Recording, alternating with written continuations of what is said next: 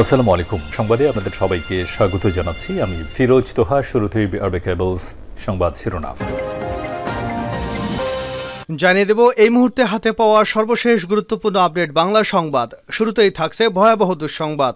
উত্তর দিকে সরছে ঘূর্ণিঝড় রেমাল, লন্ডভন্ড হতে পারে মোংলা। বঙ্গোপসাগরে সৃষ্ট ঘূর্ণিঝড় রেমাল উত্তর দিকে সরছে এবং এটি ওই দিকে আরও সরতে থাকবে। এরপর আজ রোববার রাতে এটি বাংলাদেশের খেপুপাড়া এবং পশ্চিমবঙ্গের সাগরদ্বীপের মাঝামাঝি অঞ্চল দিয়ে মোংলার উপর দিয়ে বয়ে যাবে। এবারে জানাবো ঘূর্ণিঝড় রেমালের প্রভাবে সুন্দরবনের উপকূল সহ মোংলায় 10 নম্বর বিপদ সংকেত রয়েছে। এরই মধ্যে বৃষ্টিসহ দমকা বাতাস বইতে শুরু করেছে। জলোচ্ছ্বাসের পানি বেড়ে তলিয়ে গেছে পুরো সুন্দরবন এলাকা। জানাবো বিপন্ন বেনজির আহমেদের পাশে এখন আর কেউই নেই। বিষয়টি যেন বিনা মেঘে বজ্রপাতের মতো। সাবেক পুলিশ প্রধান কল্পনাও করতে পারেনি তার উপর নেমে আসবে এমন একটি আঘাত। এ বিষয়ে থাকছে একটি বিস্তারিত আলোচনা, ভিডিওটি না টেনে দেখতে থাকুন। এবারে থাকছে সংসদ সদস্য আনারুল আজিম আনারের খুনের তদন্তে কলকাতায় পৌঁছেছেন বাংলাদেশ গোয়েন্দা প্রতিনিধি দল। এদিকে স্বামীকে ঘরের মধ্যে তালাবদ্ধ করে বাড়িতে আগুন ধরিয়ে দেওয়ার অভিযোগ উঠেছে স্ত্রীর বিরুদ্ধে। এতে আগুনে ভস্মীভূত হয়েছে পুরো বাড়ি। তবে ভাগ্যক্রমে প্রাণে বেঁচে গেছেন স্বামী। ভারতের পশ্চিমবঙ্গের বীরভূমের নলহাটি থানার হাজরপুর গ্রামে ঘটেছে এ ঘটনা। এবং সর্বশেষ জানাবো আন্তর্জাতিক সংবাদ। আন্তর্জাতিক আদালতের আদেশ উপেক্ষা করে হামলা চালাচ্ছে ইসরায়েল। গাজায় নিহতের সংখ্যা বেড়ে প্রায় 36,000। এতক্ষণ শিরোনাম শুনছিলেন, এবার বিস্তারিত। প্রিয় দর্শক, আপনি যদি এই চ্যানেলে নতুন হয়ে থাকেন, ভিডিওটি দেখতে দেখতে চ্যানেলটি সাবস্ক্রাইব করে আমাদের সঙ্গেই থাকুন। আর এই ভিডিও সম্পর্কে আপনি আপনার মূল্যবান মতামতটি কমেন্ট বক্সে জানিয়ে দিন। আর হ্যাঁ প্রিয় দর্শক, জানিয়ে দিন ভিডিওটি কোথা থেকে দেখছেন। উত্তরের দিকে সরছে ঘূর্ণিঝড় রেমাল, লন্ডভন্ড হতে পারে মোংলা। বঙ্গোপসাগরে সৃষ্ট প্রবল ঘূর্ণিঝড় রেমাল উত্তর দিকে সরছে এবং এটি ওই দিকে আরও সরতে থাকবে। এরপর আজ রোববার রাতে এটি বাংলাদেশের খেপুপাড়া এবং পশ্চিমবঙ্গের সাগরদ্বীপের মাঝামাঝি অঞ্চল দিয়ে মোংলার পাশ দিয়ে অতিক্রম করবে। রোববার সর্বশেষ আপডেটে এ তথ্য জানিয়েছে ভারতের আবহাওয়া অফিস। গত সপ্তাহে বঙ্গোপসাগরে সৃষ্টি হয় একটি নিম্নচাপ। গতকাল শনিবার এটি গভীর নিম্নচাপে রূপ নেয়। এদিকে সন্ধ্যায় রূপ নেয় ঘূর্ণিঝড়ে। এরপর আরও শক্তি সঞ্চার করে রোববার সকালে এটি পরিণত হয় প্রবল ঘূর্ণিঝড়ে।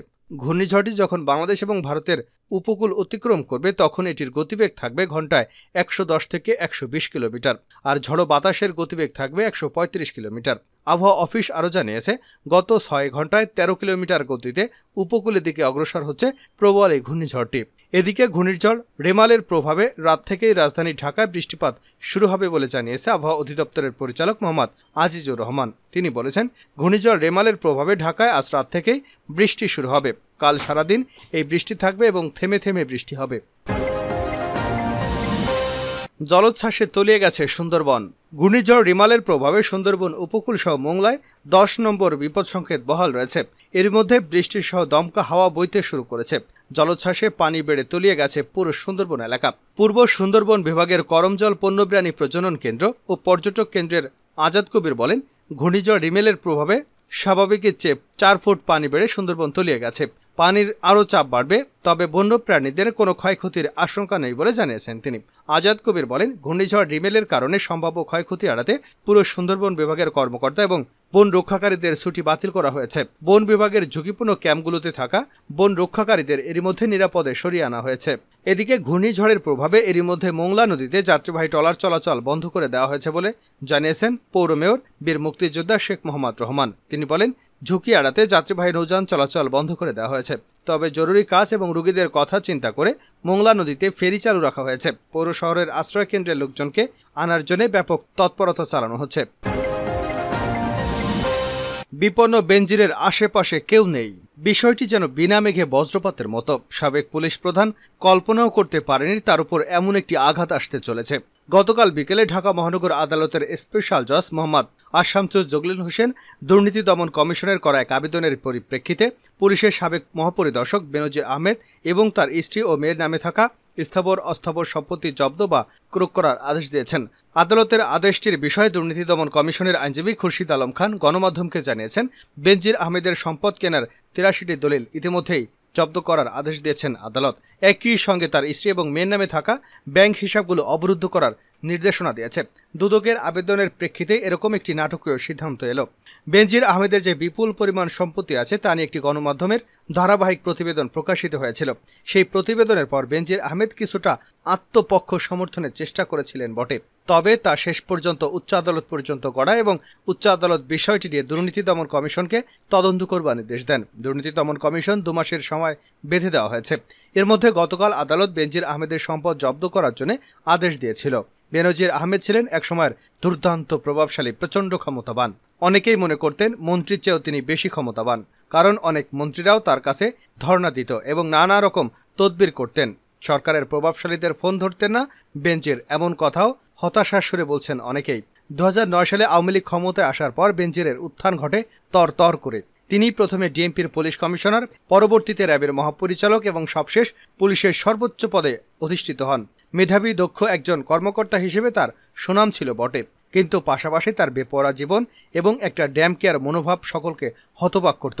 তিনি র্যাবের মহাপরিচালক থাকা অবস্থাতেও সরকারের প্রায় নীতি নির্ধারক অবস্থায় ছিলেন বলে অনেকেই মনে করেন। সেই সময় অনেকেই তাকে তোয়াজ করতেন, তাকে পৃষ্ঠপোষকতা করতেন। বেনজিরের আশীর্বাদ পুষ্ট না হলে অনেক ক্ষতি হতে পারে এমন ধারণা ছিল বিভিন্ন মহলে। কিন্তু সেই বেনজির আহমেদ এখন একাকী বিপন্ন, তার পাশে যেন এখন আর কেউই নেই। গতকাল এই ঘটনার পর বেনজির আহমেদ যার সাথে যোগাযোগ করবার চেষ্টা করেছেন কেউই তার ফোন ধরেননি।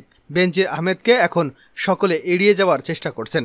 বেনজির আহমেদের চাকরির অবসরের পর থেকে তিনি অবশ্যই একটি নীরব জীবনযাপন করছিলেন, কিন্তু নানা কারণে আবারও বিতর্কে আসেন এই বেনজির আহমেদ। বেনজির আহমেদের ঘনিষ্ঠজনরা বলছেন, পুলিশের আইজিবি থাকা অবস্থায় তিনি যেভাবে অনিয়ম এবং স্বেচ্ছাচারিতা করেছেন সে কারণেই সরকারের নীতি নির্ধারক মহল তার উপর রুষ্ট হয়েছেন। তাছাড়া গণমাধ্যমে প্রকাশিত খবরে যেভাবে দুর্নীতির ফিরিস্তি প্রকাশিত হয়েছে সেটিও নীতি নির্ধারক মহলকে চমকে দিয়েছে। কেউ কল্পনাও করতে পারেনি বেনজির আহমেদ এত বিপুল পরিমাণ দুর্নীতির আশ্রয় নিয়েছেন এবং এই দুর্নীতিগুলো যে সরকারের ভাবমূর্তিকে নষ্ট করেছে এ ব্যাপারেও সরকার নীতি নির্ধারক মহল নিশ্চিত।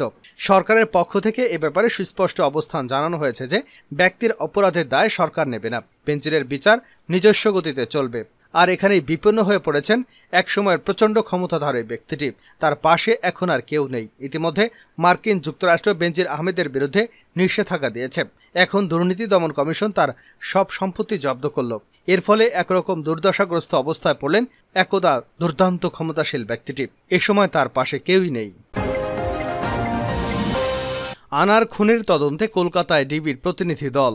সংসদ সদস্য আনারুল আজিম আনারের খুনের তদন্তে কলকাতায় পৌঁছেছেন বাংলাদেশের গোয়েন্দা প্রতিনিধি দল। রোববার সকাল নাগাদ দমদমের নেতাজি আন্তর্জাতিক বিমানবন্দরে পৌঁছান ঢাকা মহানগর গোয়েন্দা পুলিশের অতিরিক্ত কমিশনার মোহাম্মদ হারুনা রশিদের নেতৃত্বে 3 সদস্যের এই প্রতিনিধি দল। ডিবি প্রধান মোহাম্মদ হারুনা রশিদ জানান, বাংলাদেশের সংসদ সদস্য এমপি আনোয়ারুল আজিমকে অত্যন্ত নৃশংসভাবে খুন করা হয়েছে। বিদেশের মাটিতে এই খুন করে কোথায় তার দেহাংশ ফেলা হয়েছে তার হদিস মেলেনি এখনও। পশ্চিমবঙ্গের সিআইডি এ ঘটনায় তদন্ত চালাচ্ছে।